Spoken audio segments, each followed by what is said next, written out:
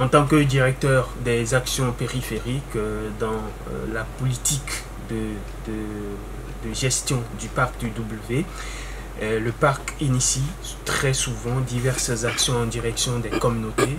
Quelles sont les actions que vous avez menées au cours des mois de janvier, février et mars? Merci monsieur le journaliste.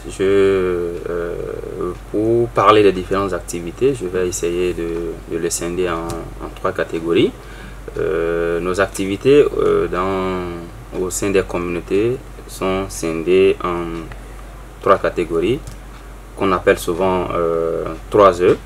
Il y a les activités d'engagement communautaire, les activités d'éducation, les activités d'entreprise.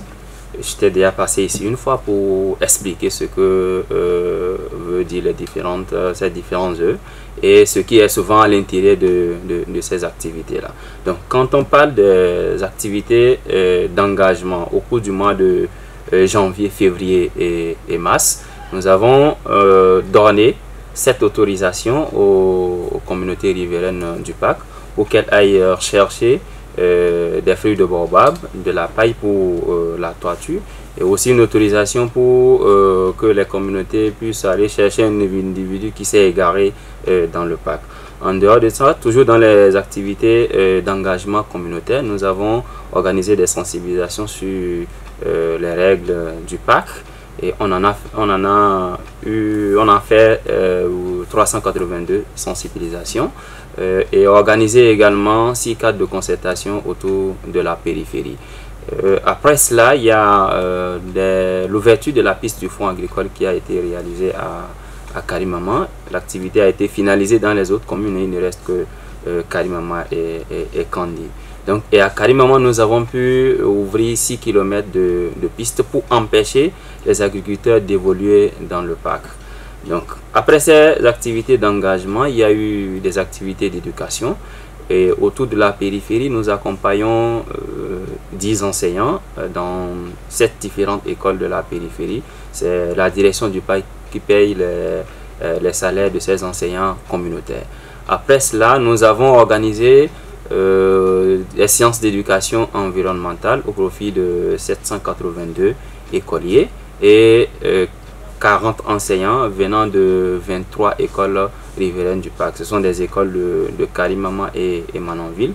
Pour la zone de Manonville, c'est en cours. Et après, on va passer dans les communes de Kandi et Banikwara.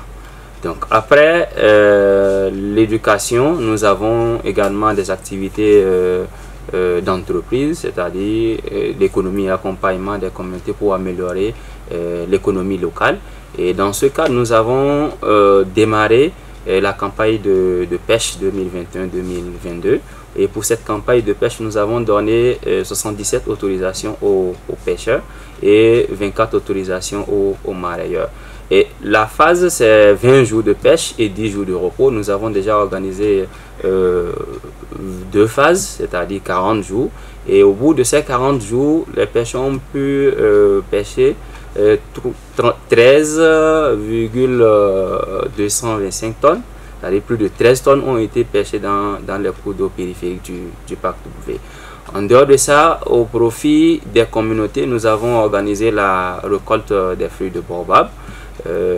Nous avons donné l'autorisation à 15 riverains qui ont pu pêcher et récolter 3,5 tonnes de concassés. C'est-à-dire après la récolte des feuilles de baobab, les communautés essaient de casser pour retirer les pulpes. Donc ça faisait 3,5 tonnes. En dehors de l'activité de récolte des feuilles de baobab, nous avons également accompagné les apiculteurs de la périphérie du parc W. Et comme accompagnement, il y a eu 51 apiculteurs qui ont été formés sur les techniques modernes en apiculture.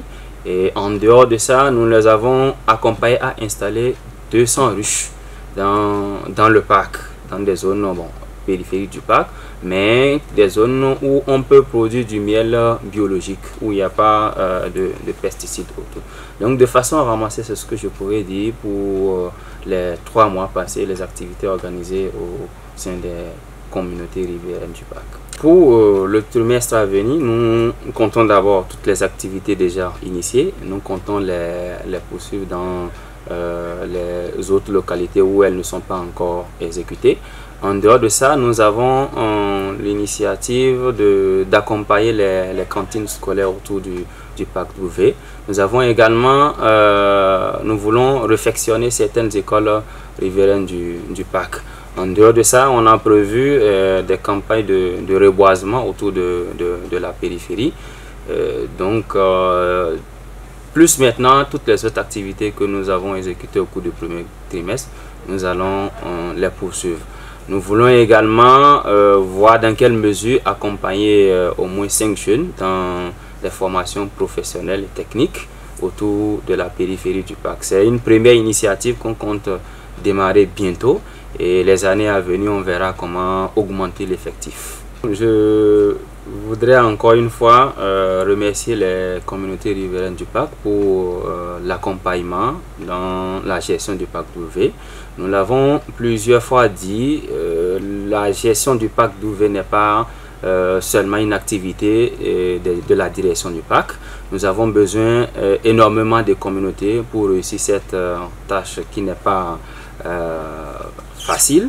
Et nous sommes toujours ouverts pour écouter, échanger, discuter et rechercher des solutions pour améliorer les conditions de vie des communautés riveraines du parc.